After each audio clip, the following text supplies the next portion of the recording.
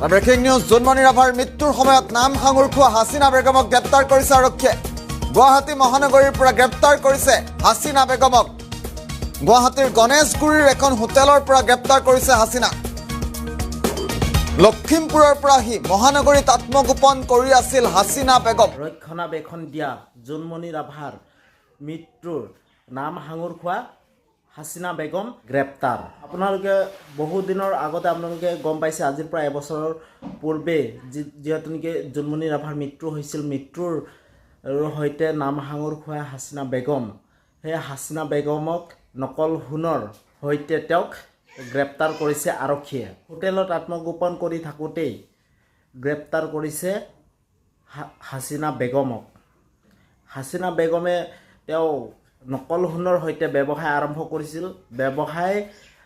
কৰিছিল আৰু সেই হোটেলখনত তেওঁ আত্মগোপন কৰি থাকোঁতে লখিমপুৰ আৰক্ষীয়ে গৈ গুৱাহাটীত গৈ তেওঁক হোটেলৰ পৰা তেওঁক গ্ৰেপ্তাৰ কৰে। হোটেলত আত্মগোপন কৰি থাকোঁতেই গ্ৰেপ্তাৰ কৰিছে হাছিনা বেগমক। আপোনালোকে গম পাইছে, জোনমণি ৰাভাৰ নাম সাঙুৰ খোৱাৰ সেই হাছিনা বেগমক ইতিমধ্যে গ্ৰেপ্তাৰ কৰিছে।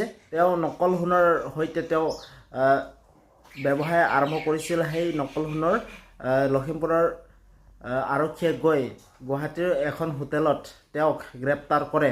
সেইখন হোটেলত তেওঁ হাছিনা বেগমে তেওঁ আত্মগোপন কৰি আছিল। গুৱাহাটী মহানগৰীৰ পৰা গ্ৰেপ্তাৰ কৰিছে হাছিনা বেগমক। গুৱাহাটীৰ গণেশগুৰিৰ এখন হোটেলৰ পৰা আত্মগোপন কৰি আছিল হাছিনা বেগমে। সেই হোটেলখনৰ পৰাই গ্ৰেপ্তাৰ কৰিছে হাছিনা বেগমক।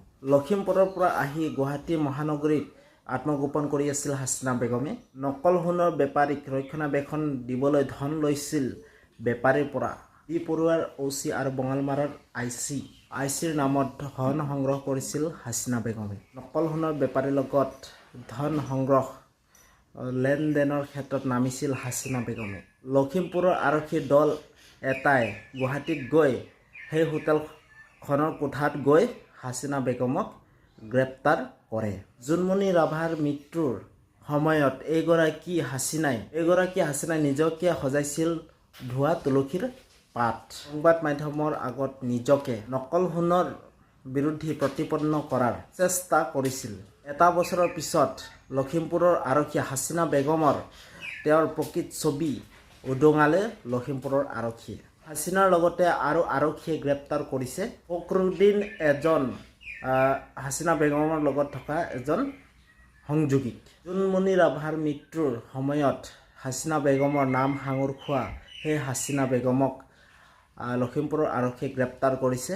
যিহেতু নেকি জোনমণি ৰাভাৰ মৃত্যুৰ সময়ত সেই হাছিনা বেগমত তেওঁৰ নাম সাঙুৰ খাইছিল। নকল সোণৰ লগত জড়িত সেই হাছিনা বেগমক গ্ৰেপ্তাৰ কৰিছে লখিমপুৰৰ আৰক্ষীয়ে। সেই হাছিনা বেগমে গণেশগুৰিৰ এখন হোটেলত আত্মগোপন কৰি আছিল আৰু তেওঁ বহুতো টকা লেনদেন বহুতো বেপাৰীৰ লগত তেওঁ হাত কৰি লৈছিল। সেই হাছিনা বেগমক গ্ৰেপ্তাৰ কৰিছে আৰক্ষীয়ে। আৰু জোনমণি ৰাভাৰ সময়ত তেওঁৰ নাম সাঙুৰ খাইছিল। বহুতো কথা তেওঁ নিজকে সজাই পৰাই বহুতো ধোৱা তুলসীৰ পাত হিচাপে তেওঁ নকল সোণৰ বিৰোধী হিচাপে তেওঁ বহুতো কথা কৈছিল।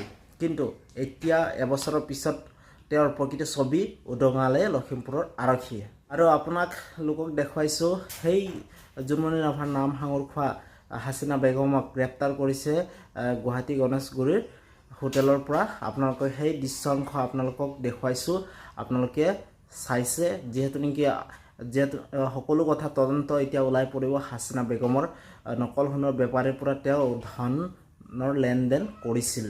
তো সেইটো কাৰণে মই এই ভিডিঅ'টো বনালোঁ। আপোনালোকে মোৰ ভিডিঅ'টো যদি চাই ভাল পালে প্লিজ আপোনালোকে লাইক, ছাবস্ক্ৰাইব আৰু কমেণ্ট কৰি যাওক। ঠিক আছে, বাই বাই। নতুন এটা ভিডিঅ' আপোনালোকক লগ পাম।